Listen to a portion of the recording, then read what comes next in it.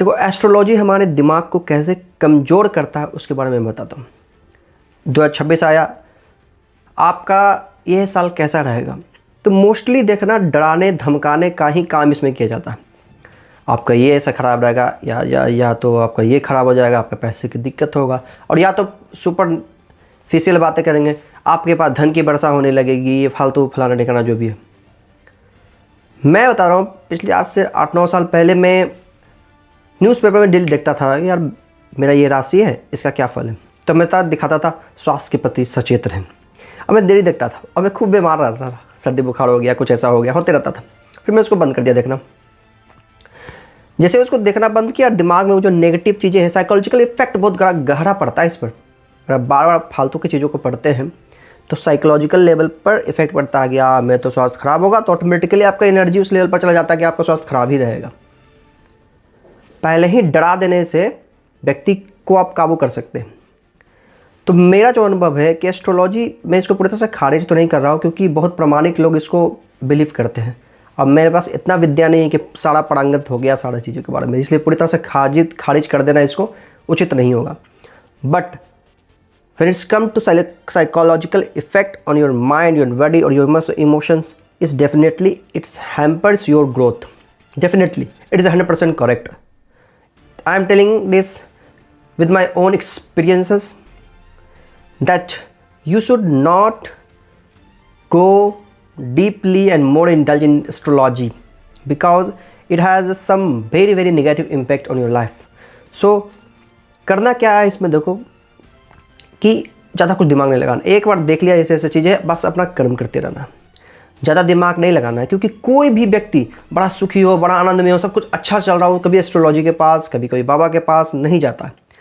Internal किसी level पर, या तो हेल्थ, या तो फाइनेंस, या तो रिलेशनशिप, या किसी प्रकार का बहुत प्रॉब्लम चल रहा होता है, इंटरनल एक्सटर्नल प्रोग्राम ख़राब चल रहा होता है, तभी हम बाबाओं के पास या एस्ट्रोलॉजिकल के पास जाते हैं।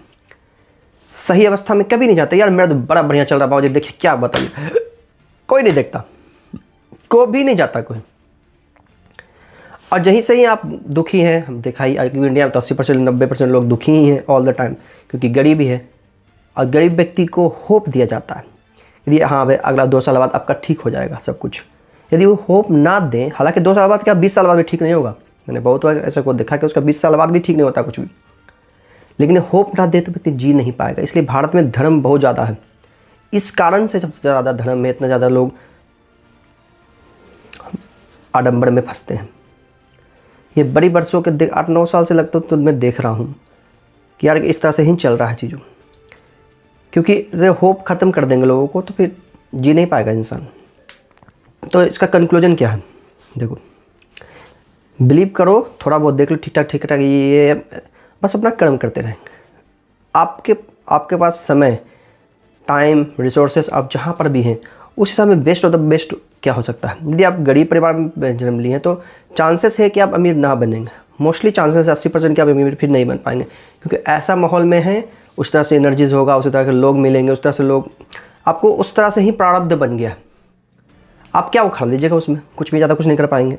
तो जितना रिसोर्सेस है उस हिसाब से काम कर लीजिए। ऐसा नहीं कि 1000 करोड़ कमाने का मन में रखिए पर किसी को बताइए नहीं, क्योंकि आप बता देंगे कि भाई मेरे को 100 करोड़ का बिजनेस करना है, और आप है बहुत मिडिल क्लास या बहुत गरीब परिवार के बच्चे, तो आप ही के लोग आपका चमड़ी उधेड़ देंगे।